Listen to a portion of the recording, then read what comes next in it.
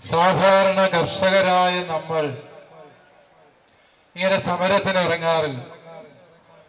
വീട്ടിൽ എന്തെങ്കിലും പണിയെടുത്ത്, പറമ്പിൽ പണിയെടുത്ത് മക്കൾക്ക് ഉപജീവനത്തിന് വകയൊരുക്കുക എന്നതാണ് കർഷകരായ നമ്മൾ സാധാരണഗതിയിൽ അനുദിനവും ചെയ്യുക. എന്നാൽ കർഷകരായ നമ്മൾ ഇന്ന് തെരുവിലിറങ്ങാൻ നിർബന്ധിതരായിരിക്കുക. അല്ലയോ ഭരണകൂടങ്ങളെ, ഒരു കാര്യം ഞാൻ ആരംഭത്തിൽ നിങ്ങളെ ഓർമ്മിപ്പിക്കുകയാണ്. ഈ കർഷക ജനത വെറുതെ തെരുവിൽ ഇറങ്ങാറില്ല. ഇറങ്ങിയാൽ അവരവരുടെ ലക്ഷ്യം നേടാതെ വെച്ചകാല് പിന്നോട്ടെടുക്കാറില്ല. അതിവിടെയും സംഭവിക്കുക തന്നെ ചെയ്യും എന്നുള്ള സത്യം ഓരോ നേതാവും മനസ്സിലാക്കിയിരിക്കുന്നത് നല്ലതാ. ഇങ്ങനെ ഞങ്ങളുടെ സഹോദരങ്ങളെ കാട്ടാനയ്ക്കും കടുവായ്ക്കും എറിഞ്ഞുകൊടുത്തിട്ട് ആശ്വാസവാക്കുകളുമായി പറഞ്ഞ് വന്ന് ഞങ്ങളുടെ കണ്ണിൽ ഇനിയും പൊടിയിടാമെന്ന് ഒരു നേതാവും വിചാരിക്കേണ്ടതില്ല. കാരണം ഞങ്ങളുടെ ക്ഷമയുടെ നെല്ലിപ്പലക കണ്ടു കഴിഞ്ഞു. ഓർക്കുക, ഈ സർക്കാരിന്റെ തന്നെ വനം വകുപ്പ് മന്ത്രി കഴിഞ്ഞ ജനുവരി 31-ാം തീയതി നിയമസഭയിൽ പറഞ്ഞ റിപ്പോർട്ട് ഇതാണ്. ഇതുവരെയും ഈ ഇടതുമുന്നണി സർക്കാരിന്റെ ഭരണകാലത്ത് 909 കർഷകർ വന്യമൃഗങ്ങളുടെ ചവിട്ടേറ്റും കുത്തേറ്റും കടിയേറ്റും മരിച്ചിട്ടുണ്ട് എന്ന്. 909 ജീവൻ പൊലിഞ്ഞിട്ടും ഈ നാട്ടിലെ കിരാതമായ വന്യജീവി നിയമങ്ങൾ മാറ്റി എഴുതുന്നതിന്, അതിന് കർഷകർക്ക് അനുകൂലമായി തിരുത്തലുകൾ വരുത്തുന്നതിന് ഉത്തരവാദപ്പെട്ടവർ തയ്യാറാകാതിരിക്കുന്നത് കൃത്യവിലോപം എന്ന വാക്കല്ല, മര്യാദയുടെ ഏറ്റവും മാന്യമായ പദം ഉപയോഗിച്ചാല് അത് തെമ്മാടിത്തം എന്ന വാക്കാണ് അതിന് ഉപയോഗിക്കേണ്ടത്. കാരണം ഈ കർഷകന്റെ ജീവന് സർക്കാർ അത്രയേ വില കൊടുത്തിട്ടുള്ളൂ. അതല്ലേ അതിന്റെ അർത്ഥം? ഈ പാവപ്പെട്ട കർഷകൻ 909 എണ്ണത്തിന്റെ ജീവൻ പൊലിഞ്ഞിട്ടും, അല്ലയോ സർക്കാര്, ഞങ്ങൾ മലയോര കർഷകരെ കരുതുന്നത് കടുവായ്ക്ക് തിന്നു തീർക്കാനുള്ള ആഹാരമായിട്ട് മാത്രമാണ് എന്നതിന്റെ തെളിവല്ലേ ഇനിയും ഈ നിയമങ്ങൾക്ക് ഭേദഗതി വരുത്താത്തത് എന്ന് നിങ്ങൾ മനസ്സിലാക്കുക. 1972 പാർലമെന്റ് പാസാക്കിയ ഒരു നിയമമാണ് വന്യജീവി സംരക്ഷണ നിയമം എന്ന് പറയുന്നത്. ഇവിടെ വന്യജീവികളെ സംരക്ഷിക്കാൻ നിയമമുണ്ട്. ഇവിടെ സാധാരണ മനുഷ്യനെ സംരക്ഷിക്കാൻ നിയമമില്ല. വന്യജീവി സംരക്ഷണ നിയമം പൊളിച്ചെഴുതി മനുഷ്യ സംരക്ഷണ നിയമം എന്നുള്ളൊരു നിയമം ഇവിടുത്തെ പാർലമെന്റിലും നിയമസഭയിലും കൊണ്ടുവന്നേ പറ്റൂ. ഇത് ഞങ്ങൾ ഔദാര്യം ചോദിക്കുകയല്ല. ഇവിടുത്തെ ഭരണഘടന ഉറപ്പു തരുന്ന മനുഷ്യനായി ജീവിക്കാന്, ഞങ്ങളുടെ സ്വത്തും മക്കളെയും കുടുംബത്തെയും സംരക്ഷിക്കാൻ ഈ ഭാരതത്തിന്റെ പരമോന്നതമായ ഭരണഘടന ഉറപ്പു നൽകുന്ന സ്വാതന്ത്ര്യം സംരക്ഷിക്കാൻ സർക്കാരിന് അവകാശമുണ്ട്. അല്ലയോ സർക്കാര്, ഇല്ല എങ്കിൽ നിയമം കയ്യിലെടുക്കുമെന്നല്ല ഞാൻ നിങ്ങളോട് പറയുക. മറിച്ച് നിങ്ങളുടെ ഈ വന്യജീവി സംരക്ഷണത്തിനും മുകളിലാണ് ഭാരതത്തിന്റെ ഭരണഘടന. ആ ഭരണഘടന ഉറപ്പു നൽകുന്ന അവകാശങ്ങൾ സംരക്ഷിക്കുന്നതിന് വേണ്ടി ഏത് വന്യമൃഗത്തെയും ഞങ്ങൾ കൃഷിഭൂമിയിൽ നേരിടുക തന്നെ ചെയ്യുമെന്ന് ഈ മലയോര ജനത ഒറ്റ സ്വരത്തിൽ സർക്കാരിന്റെ മുമ്പിൽ അറിയിക്കുകയാണ്. 1972 പാസാക്കിയ ഈ വന്യജീവി സംരക്ഷണ നിയമം മലയോര ജനതയ്ക്ക് മരണവാറന്റായി മാറിയിരിക്കുകയാണ്. ഏത് മലയോര കർഷകനെയും ഏത് വന്യമൃഗത്തിന് ഏത് നേരവും വന്ന് കൊന്നു ഭക്ഷിക്കാനുള്ള തീട്ടൂരമാണ് ഈ 1972 പാസാക്കിയിരിക്കുന്ന വന്യജീവി സംരക്ഷണ നിയമം. ഈ നിയമം സർക്കാർ മാറ്റാൻ തയ്യാറാകുന്നില്ല എങ്കിൽ ആ നിയമത്തിന് പുല്ലുവില കൽപ്പിക്കാൻ ഇവിടുത്തെ മലയോര കർഷകർ നിർബന്ധിതരാകും. അതിന് ഞങ്ങളെ നിർബന്ധിക്കരുത് എന്ന് മാത്രമേ മലയോര കർഷകർക്ക് സർക്കാരിനോട് പറയാനുള്ളൂ എന്ന കാര്യം ഓർക്കുക. പ്രിയപ്പെട്ടവരെ, ഞാൻ നിങ്ങളോട് നിയമലംഘനത്തിന്റെ കാര്യമല്ല പറയുക. ഏതെങ്കിലും സർക്കാർ ഏതെങ്കിലും നിക്ഷിപ്ത താല്പര്യങ്ങളോട് പാസാക്കുന്ന നിയമങ്ങളെക്കാളും ഒക്കെ വലുതായി നിൽക്കുന്നത് ഈ രാജ്യത്തിന്റെ അഖണ്ഡമായ, അചഞ്ചലമായ, അവികലമായ ഭരണഘടനയാണ്. ആ ഭരണഘടനയാണ് ഇന്ത്യൻ പൗരന് ജീവിക്കാൻ അവകാശം ഉറപ്പു തരുന്നത്.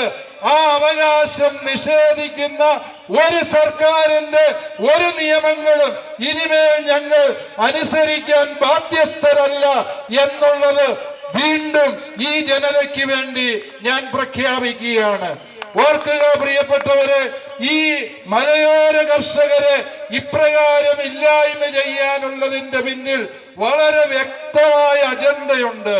അതായത് കടുവായെയും കാട്ടാനകളെയും നിർബാധം ഇറക്കി വിട്ടുകൊണ്ട്, ആ നിർബാധം ഇറക്കി വിട്ട വന്യമൃഗങ്ങള് ഇവിടുത്തെ സാധാരണ മനുഷ്യനെ ഇല്ലായ്മ ചെയ്യുമ്പോൾ സർവ്വതും നഷ്ടപ്പെട്ടവൻ അവസാനം ഇരുഗതിയും പരഗതിയും ഇല്ലാതെ ഈ വയനാട് വിട്ടിറങ്ങിപ്പോകുമെന്നാണ് ഇവിടുത്തെ ചില മേലാളന്മാരുടെ ദിവാസ്വപ്നം.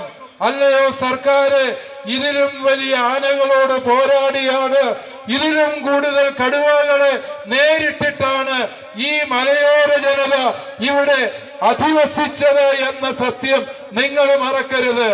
ആ പൂർവികരുടെ സിരകളിൽ ഒഴുകിയ അതേ ചോര തന്നെയാണ് ഈ മലയോര കർഷകന്റെ സിരകളിൽ ഇന്നും ഒഴുകുന്നത്.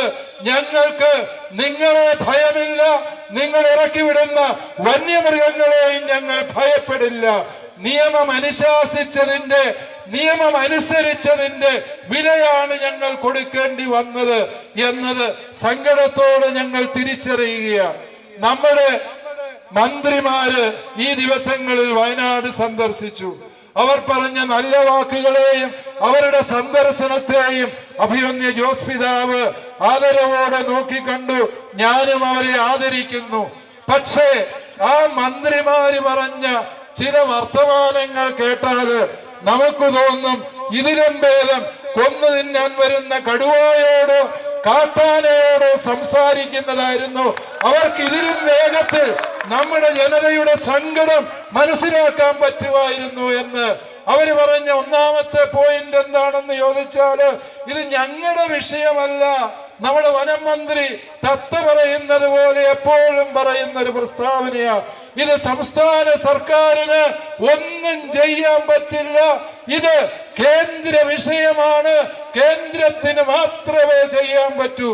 എനിക്ക് ചോദിക്കാനുള്ളത് ഇതാണ്, നിങ്ങൾക്കൊന്നും ചെയ്യാൻ പറ്റിയില്ല എങ്കിൽ പിന്നെന്തിനാണ് ഇങ്ങനെ വെള്ളാനയുടേതായ ഒരു വകുപ്പ്, വനം വകുപ്പ് എന്ന പേരിൽ ഇവിടെ നിലനിർത്തിയിരിക്കുന്നത്?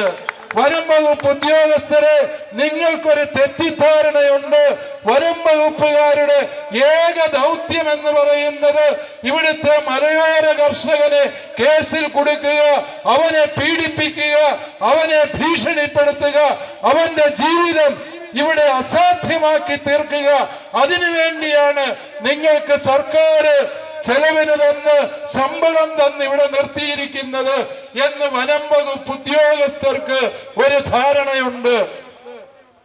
സർവ്വദിനം കേന്ദ്രത്തെ പഴിക്കുന്ന ഈ സർക്കാരിന്റെ പ്രതിനിധിയായ ഒരു എം പി രാജ്യസഭയിൽ ചോദിച്ചൊരു ചോദ്യത്തിന് വനം പരിസ്ഥിതി വകുപ്പ് മന്ത്രി ഭൂപേന്ദർ യാദവ്, അദ്ദേഹം ഇന്ന് വയനാട്ടിലുണ്ട്. ആ മന്ത്രി ഇടതുപക്ഷത്തെ ഒരു എം പിക്ക് എഴുതി കൊടുത്ത മറുപടിയാണ് എന്റെ കൈവശം ഇരിക്കുന്നത്. ആ മറുപടി ഇപ്രകാരമാണ്. അത് ഇംഗ്ലീഷിലായതിന്റെ മലയാളം മാത്രമേ ഞാൻ നിങ്ങളോട് പറയുന്നുള്ളൂ. വനത്തിന്റെയും വന്യജീവികളുടെയും പരിപാലനം എന്നത് സംസ്ഥാന സർക്കാരിന്റെ ഉത്തരവാദിത്വമാണ്.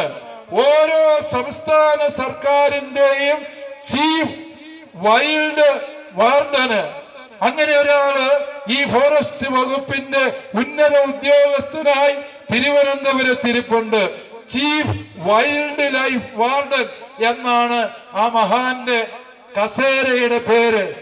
അദ്ദേഹത്തിന് ഈ നിയമം പറയുകയാണ്, അദ്ദേഹത്തിന് കൽപ്പനയിടാം. ജനത്തിന്റെ ജീവനും സ്വത്തിനും ഭീഷണി ഉയർത്തുന്ന വന്യമൃഗങ്ങളെ ഇല്ലായ്മ ചെയ്യാൻ ഈ ചീഫ് വൈൽഡ് ലൈഫ് വാർഡന് അധികാരമുണ്ട് എന്ന് ഫെബ്രുവരി മാസം 18-ാം തീയതി 2023 ഫെബ്രുവരി 18-ാം തീയതി ഇടതുപക്ഷ MP ആയ പി സന്തോഷ് കുമാറിന് കൊടുത്ത മറുപടിയാണിത്. കേരളത്തിലെ സർക്കാര് നിങ്ങളിത് വായിക്കുന്നില്ലേ? അതോ ഈ പറഞ്ഞ മഹാന് ഇതൊന്നും വിഷയമല്ലേ?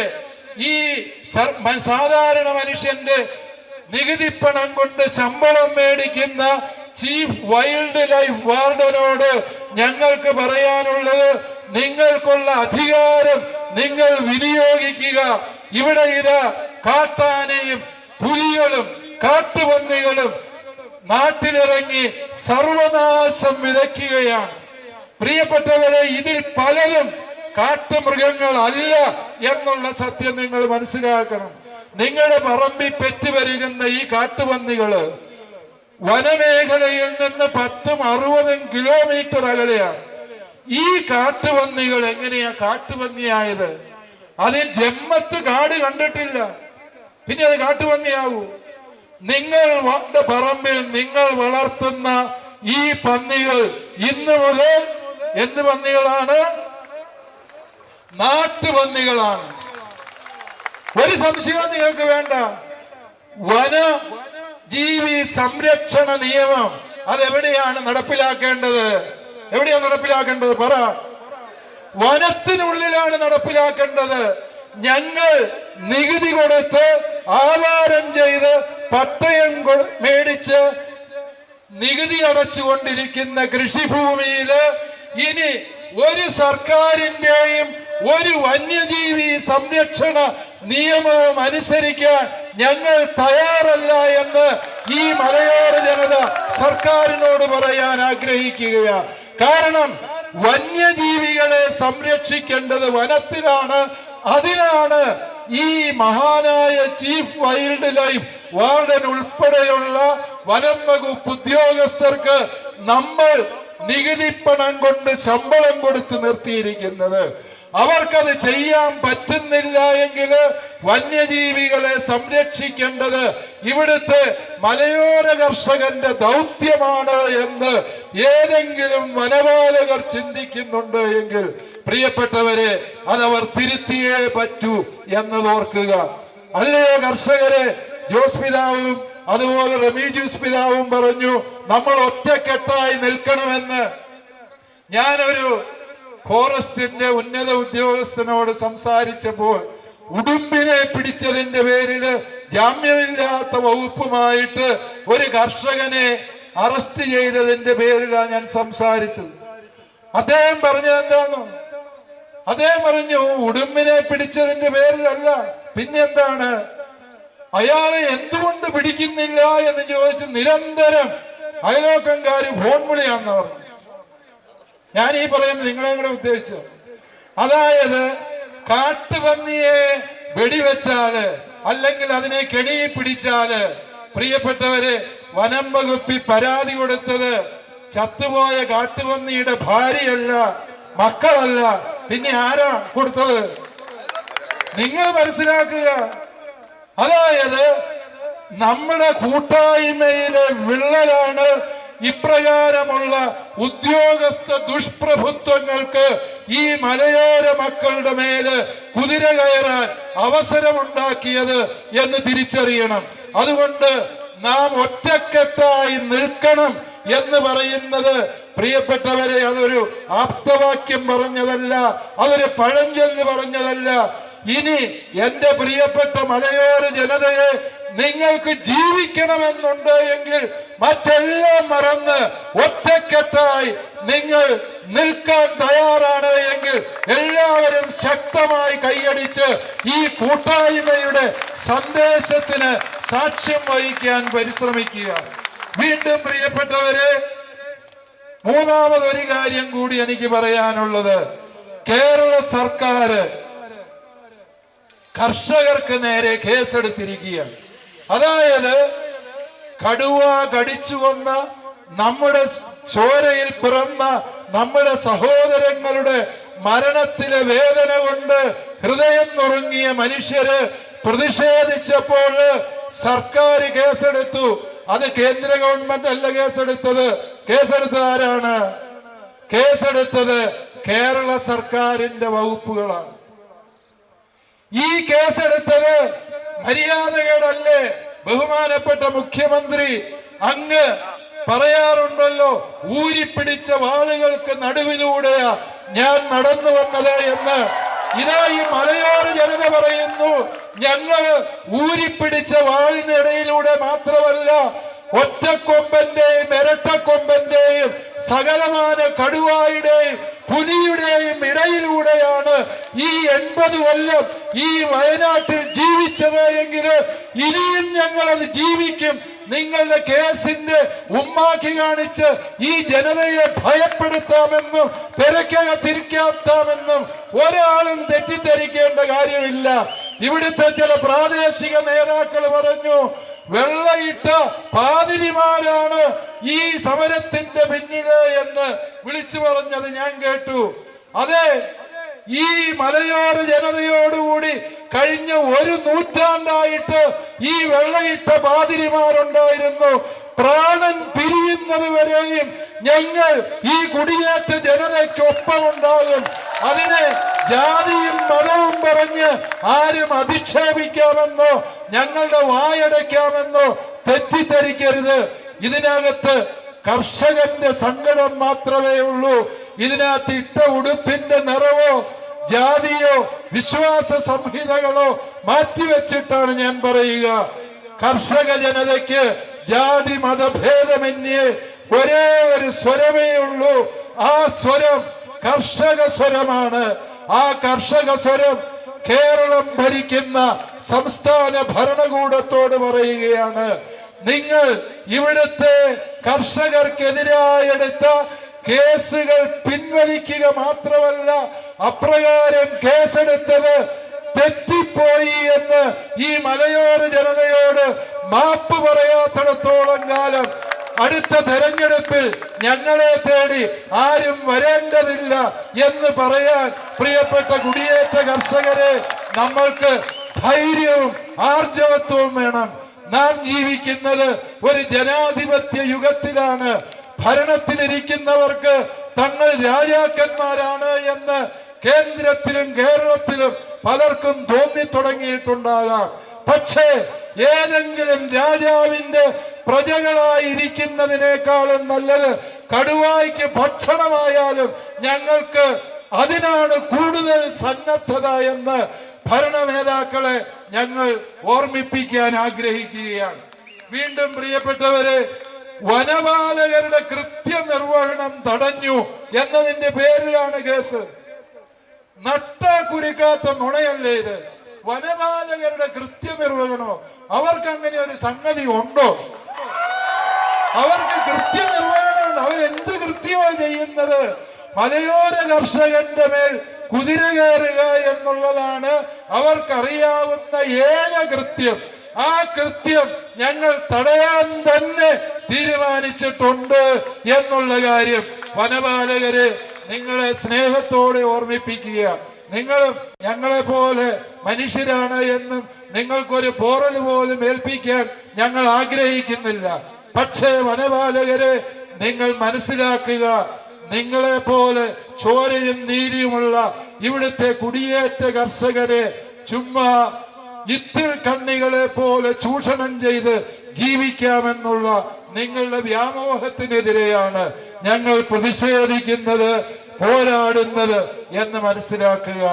വന്യജീവികൾ ഈ നാട്ടിലിറങ്ങി മനുഷ്യനെ കടിച്ചു കൊല്ലുമ്പോൾ കേസെടുക്കേണ്ടത് ആർക്കെതിരെയാണ്? വനപാലകർക്കെതിരെയാണ്. ഇനിമേല് ഒരു കർഷകനെങ്കിലും കൊല്ലപ്പെട്ടാൽ, പരിക്കേറ്റാൽ അതിന് സമാധാനം പറയേണ്ടത് ഇവിടുത്തെ വന്യജീവി ഉദ്യോഗസ്ഥന്മാരാണ്. അവർക്കെതിരെ മനഃപൂർവമുള്ള നരഹത്യക്ക് കേസെടുക്കണമെന്നാണ് ഈ യോഗത്തിന് സർക്കാരിനോട് പറയാനുള്ളത്. ആരാണ് ഇതിന് ഉത്തരവാദി?